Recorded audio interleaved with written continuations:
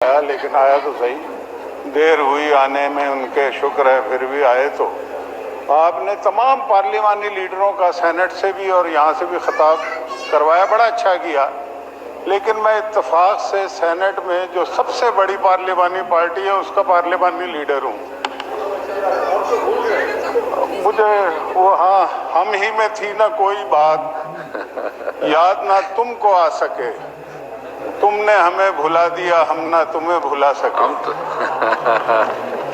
और ऐसा हो कोई नामा पर, ये डोगर साहब फिर रहे थे। मैं अभी एक अर्ज करूं जी, इस तरह है कि एक तो मैंने सबको देखना है, फिर माशाल्लाह आप इधर चले आप वजाहत ना करें, मैं, आप अच्छे आदमी हैं, मैं तो वैसे ही जरा थोड़ा वो है कि ऐसा हो कोई नामा भर बात पे कान धर सके, पढ़कर यकीन कर सके, जाकर उन्हें सुना सके, और तुम ही ना सुन सके अगर किस्सा गम सुनेगा कौन। Welcome welcome. किसकी जुबान खुलेगी फिर हम ही ना घर सुना सके।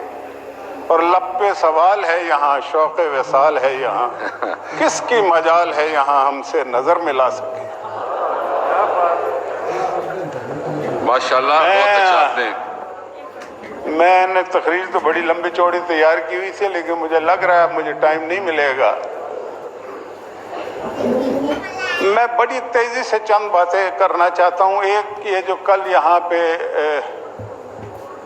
ये जो पायलट नंदन जो है, अभिनंदन, उसको छोड़ा है, मैं उस चक्कर में नहीं पढ़ना चाहता कि उसे कब छोड़ना चाहिए था कब नहीं। मैं उनका जवाब जो आया है उस पर, वो बड़ा दिलचस्प है। वो कहते हैं जी ये तो पायलट प्रोजेक्ट है, ये तो अभी ट्रेलर है, अभी फिल्म, ये बड़ा अफसोसनाक है। मैं ये समझ रहा था कि उसको कोई मुस्बत जवाब आएगा, और आना चाहिए था, सारी दुनिया ने उसको बहरहाल हेल भी किया है, लेकिन वहां से बड़ा बड़ा तकलीफ दे जवाब है। इस पे गौर करना चाहिए कि वो बजाय वो, बल्कि उनके मीडिया को देखें आप, उनका मीडिया ये कह रहा है कि ये हमारा दबाव का नतीजा है और ये इमरान खान डर गया हमसे। ये गुफ्तगू मैंने खुद सुनी है, और एक चैनल पे नहीं सुनी, कई चैनल्स पे ये गुफ्तगू हो रही है कि जनाब वो तो डर गए, उन्होंने तो दे दिया, 24 घंटे नहीं गुजरे, हमने दबाव डाला फलाना। अब ये कोई, ये जवाब तो मोदी ही दे सकता है। असल में सर बात ये है कि आज से 5 साल पहले नरेंद्र मोदी ने ये कहा था अपने इलेक्शन कैंपेन में कि हिंदुस्तान के दिन बदलने वाले हैं। अब 5 साल बाद वो ये कह नहीं सकता कि हिंदुस्तानियों के दिन बदल चुके हैं, तो कुछ ना कुछ तो उसने वारदात डालनी है ना जनाबे वाला। और दूसरा एक और मसला है हिंदुस्तान का कि हिंदुस्तान के लोगों पे, हिंदुस्तान की फौज पे और हिंदुस्तान के मीडिया पे उनकी फिल्मों का बड़ा असर है। ऐसा महसूस होता है कि हिंदुस्तान की रियासत का एक ही सुतून है और वो उनकी फिल्में, और ऐसी डायलॉग बाजियां करते हैं उनके मीडिया के लोग खास तौर से, और उनके दीन का बड़ा असर है। ऐसा महसूस होता है कि हिंदुस्तान की रियासत का एक ही सुतून है और वो उनकी फिल्में, और ऐसी डायलॉग बाजियां करते हैं उनके मीडिया के लोग खास तौर से, और उनके दीगर लोग भी। मसलन एक फिल्म का डायलॉग है, वो सारा मीडिया सुना रहा था कुछ दिनों से, कि हम घुस के मारेंगे। अब ये को गुफ्तगू है करने वाली। अच्छा, फिर वो घुसे, या भी नंदन घुसे थे ना, हमला किया था ना इन्होंने, लेकिन मारा तो फिर नवीद सिद्दीकी ने ना, तो आपका डायलॉग तो आधा ही रह गया। आप हसन सिद्दीकी, आपने अभी नंदन तो पैदा कर दिया, लेकिन हसन सिद्दीकी आपकी सरजमीन पर पैदा नहीं हुआ, ना इमाम आलम पैदा हुआ, ना उसकी सुन्नत को चलाने वाले पैदा हुए। इसलिए नहीं पैदा हुए कि हमारे फौजियों को ये सिखाया जाता है کہ آزاد منش انسانوں کے دنیا میں ٹھکانے دو ہی تو ہیں، یا تختہ صولی پھانسی کا یا تخت مقام آزادی کا۔ اب آپ جو مرضی کہتے رہیں، آپ جو پائلٹ پروجیکٹ چلاتے رہیں، اس کو بھی دیکھ لیں گے۔ وہ ہم تو لڑائی چاہتے ہی نہیں، ہم جنگ نہیں چاہتے، جنگ کوئی اچھی چیز تو نہیں ہے، لیکن مودی کو کون سمجھائے گا؟ اس کے دیکھیں، ایک بات ذہن میں رکھیں، دنیا میں بہت ساری سیاسی جماعتیں ایسی ہوتی ہیں جن کی دہشت گرد ذیلی تنظیمیں بھی ہوتی ہیں، لیکن یہ بھاجپا جو ہے، بھارتیہ جنتا پارٹی، یہ شاید دنیا کی واحد پارٹی ہے، ایسی ہوتی ہیں جن کی دہشت گرد ذیلی تنظیمیں بھی ہوتی ہیں، لیکن یہ بھاجپا جو ہے، بھارتیہ جنتا پارٹی، یہ شاید دنیا کی واحد پارٹی ہے کہ جو RSS کی، وشو ہندو پریشد کی ذیلی تنظیم ہے۔ بنیادی تنظیم یہ نہیں ہے ان کی، یہ واحد ہے دنیا میں۔ پاکستان میں الحمدللہ ایک بھی سیاسی جماعت ایسی نہیں ہے جس کی کوئی دہشت گرد تنظیم ہو جسے وہ کوئی اون کرتی ہے، یہ باقاعدہ اون کرتے ہیں۔ اور کشمیر میں تو جو کچھ یہ کر رہے ہیں سو کر رہے ہیں، ہندوستان میں کیا کر رہے ہیں؟ کیا پچھلے دنوں انہوں نے ایک بچی کو، ہندو بچی تھی، انسان تو چاہے ہندو ہو یا مسلمان ہو یا سکھ ہو یا عیسائی ہو، انسان ہی ہے نا، اسے اس بات پہ جلا کے مار دیا، پہلے تشدد کیا پھر جلا کے مار دیا کہ یہ ایک عیسائیوں کے عبادت خانے میں گئی اور عبادت وہاں پہ کی گرجے میں، اس کے نتیجے میں اس کو مار دیا۔ پھر آپ یہ دیکھیے کہ کشمیریوں کے ساتھ جو کچھ، کشمیریوں کے ساتھ تو کرنا ہی ہے، عیسائیوں کے مکانات نہیں چلتے کیا؟ دلتوں کے ساتھ کیا ہو رہا ہے وہاں پہ؟ اپنے ہندوؤں کے ساتھ کیا ہو رہا ہے؟ مسلمانوں کی وہ بات کرتے ہیں کہ OIC میں کہ ہمارے کروڑوں مسلمان ہیں، آپ مسلمانوں کے ساتھ کر کیا رہے ہیں ہندوستان میں؟ اور کشمیر کے اندر دیکھیں، بات یہ ہے، میں ایک یاد دہانی کرانا چاہتا ہوں، شاہ محمود قریشی صاحب وزیر خارجہ ہیں، یہ ان باریکیوں کو سمجھتے ہیں۔ عمران خان صاحب نے پچھلے 3-4 دن میں ریپیٹڈلی ایک بات کہی ہے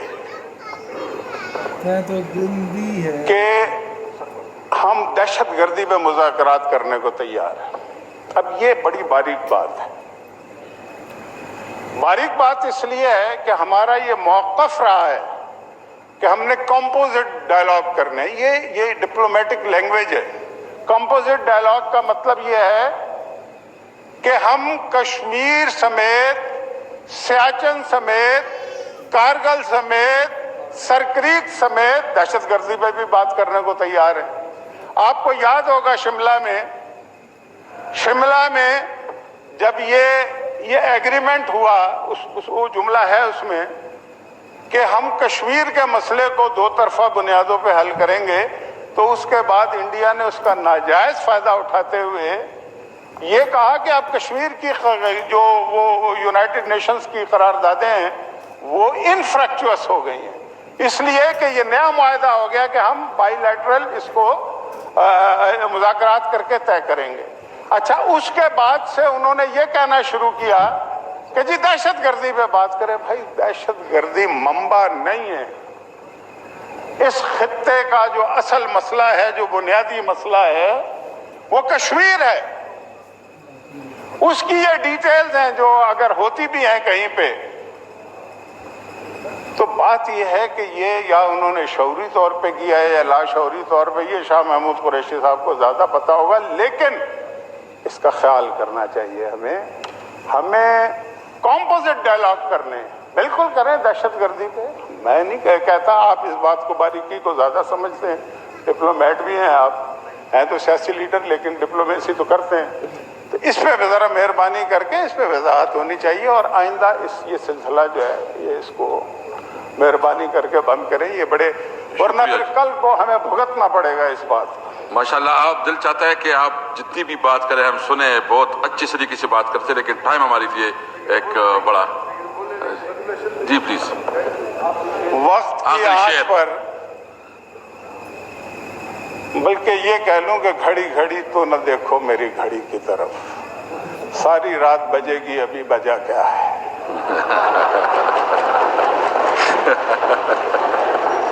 आप क्यों बार बार घड़ी की तरफ देखते हैं? मैं अब तेजी से करता हूं बात। ये कश्मीर के मसले पे बड़ी बात है। मैंने कहा कि ये बुनियादी मसला है कश्मीर। जी, ये घड़ी वाला एक्सपेंस करते हैं इसको, एक्सपेंस कर।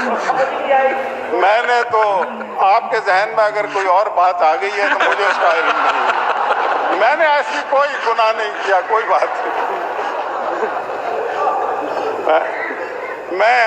मैं कश्मीर पे मैं बहुत बात कर सकता हूँ, सभी कर सकते हैं। जो मजालिम वहाँ पे हो रहे हैं, जो एट्रोसिटीज हो रही हैं, जो पैलेट गन से अंधा किया जा रहा है, जो बच्चों को मारा जा रहा है, जो खवातीन को कत्लेआम हो रहा है, जो उनकी अस्मत दरी हो रही है, और 91,000 लोग अब तक शहीद हो चुके हैं। मैं सिर्फ एक बात कहना चाहता हूँ जनाब शाह महमूद कुरैशी साहब को, फिर मुखातिब करता हूँ कि वो ये कहते हैं कि ये कश्मीर हमारा अटूट अंग है। ये मुस्तकिल एक तकरार है जो हम कब से सुन रहे हैं। मैं ये कहता हूँ कि अटूट अंग नहीं है। और दलील क्या है? दलील ये है कि अटूट अंग होता क्या है? अटूट अंग आपके जिस्म का वो हिस्सा जो आपसे अलहदा नहीं हो सकता, टूट नहीं सकता, या अलामती तौर पे जिस चीज से आपको बहुत मोहब्बत होती है वो आपसे अलहदा नहीं हो सकती। अच्छा, ये दुनिया का वाहिद अटूट अंग है जिसको बरकरार रखने के लिए 7 लाख फौज चाहिए, और जिस अटूट अंग को बरकरार रखने के लिए कश्मीरियों का कत्लेआम किया जा रहा है, यह अजीबोगरीब अटूट अंग है। भाई, जहाँ पे अटूट अंग होता है वहाँ पे तो मोहब्बत के जमजमे बह रहे होते हैं ना। आपकी औलाद आपकी अटूट अंग है, वहाँ उसके लिए आपने फौज तो नहीं रखी हुई होती। कौन सा अटूट अंग है? कौन सी बात करते हैं आप? मारते हैं अपने बच्चों को, आप अपने अटूट अंग को मारते हैं, आप कत्ल करते हैं उनको। आप अपने अटूट 91,000 कत्ल कर चुके हैं। मैं इस पे बड़ी लंबी बात कर सकता था, लेकिन सर कश्मीर में जो कुछ हो रहा है वो शायर लुधियानवी ने शायद नज़म इन कश्मीरियों के लिए लिखी थी।